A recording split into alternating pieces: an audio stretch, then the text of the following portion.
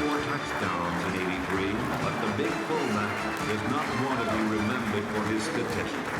Actually, if they were going to remember me by anything, I would like them to think that I always came to play on Sunday. I might do some goofy things during the week, but when Sunday rolls around and left the results are even better, I'll be playing. John Riggins epitomized the dominating power of the Redskins, for he too was a cut above. Can we play that again? Showtime, folks, showtime. This ain't like me. I actually prepared a few remarks. You know me, I'm off the cuff most of the time. I have to say this was not an easy deal to accomplish. We have one person in particular to thank, and here's the reason.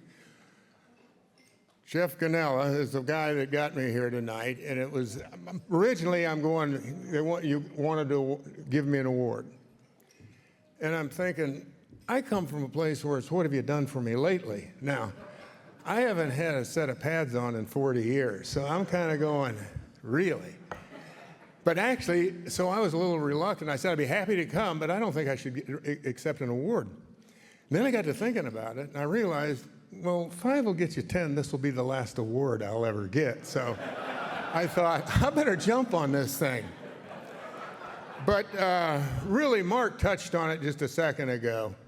I think really what puts this over the top for me, and I certainly appreciate everything the Touchdown Club has done over the years, and I am very appreciative of being here tonight.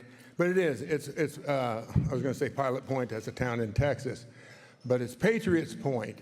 I mean, my wife works for the USO, and she's Army all the way. Sorry, Blake, it's like, it's got to be that way. But you yourself was go Army, beat Navy. Figure you're on board as well. But her grandfather was a colonel in the Army. Her dad was a colonel in the Army. She's got a brother that went to West Point. He was a colonel in the Army. So military's in her blood, and I get to go around and meet a lot of the people that are in the military, from the 4 stars down to the privates and everybody in between, and it's always a great honor to be with them. And that's why this event is so important, and the donation that is made by the Touchdown Club to Patriot Point is really something to behold. I mean, I've said this before.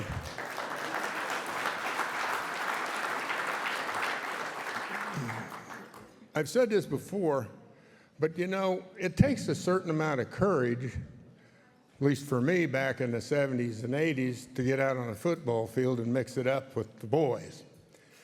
But it takes another kind of courage to stand in harm's way, to have people trying to kill you. And ultimately, though, there's a completely another kind of courage, what I think supersedes the first two, and mine is really hardly worth mentioning. Although I did go by the linebackers from the Pittsburgh Steelers the first year I was out, and all I could think was, what the hell was I thinking? But it's actually to face life after the military.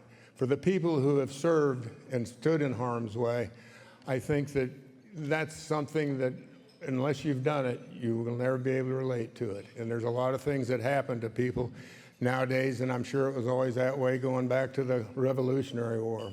War is not a pretty thing. And I think, like I said, that takes a certain amount of courage to face life after that kind of event or events. But getting back to what I was saying, I'm realizing it has been years since I've done anything for anybody. But, well, I do a few things for my wife, but other than that.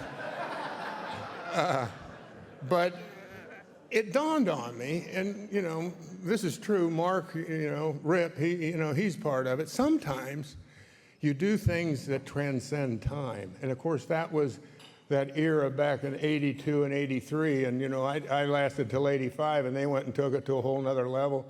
You know, my last, you know, memory of a Super Bowl was 18. Not good. But it was something that, like I said, so I feel a lot better about being up here. I guess I belong here. I'm not sure. But ultimately, here's the real reason, and that's you people. I'll never be able to give back to the fans what they gave me. at RFK. I remember years ago, I was in New York playing for the Jets my rookie year. And Joe Namath had been injured in the exhibition season. So he had a surgery and he wasn't going to play till late in the season.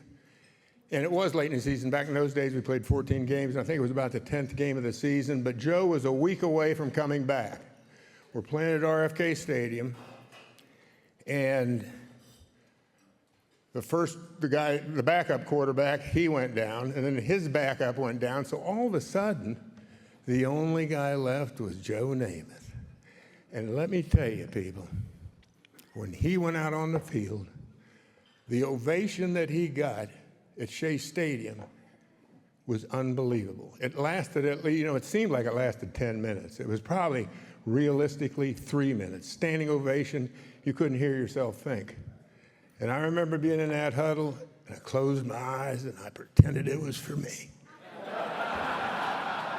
But now, flash forward to January 15th, 1983, and we're playing the Minnesota Vikings down at RFK in the playoff run that would eventually end up be the Super Bowl champions in late January. I can't remember the exact date.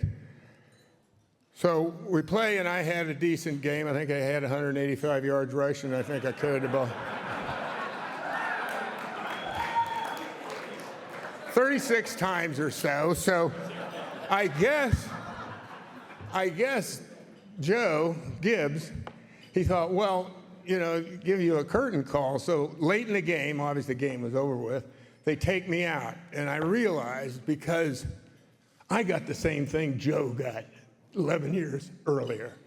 And and all I could think of to do was, B.B. King, I bowed to the crowd, and I bow before you tonight. I can't tell you how much I appreciate this. My wife, Lisa Marie, she's here with me, and she's been a pretty good thing. You talk about getting lucky. I got lucky when I married her, but I probably won't get lucky tonight. Anyway.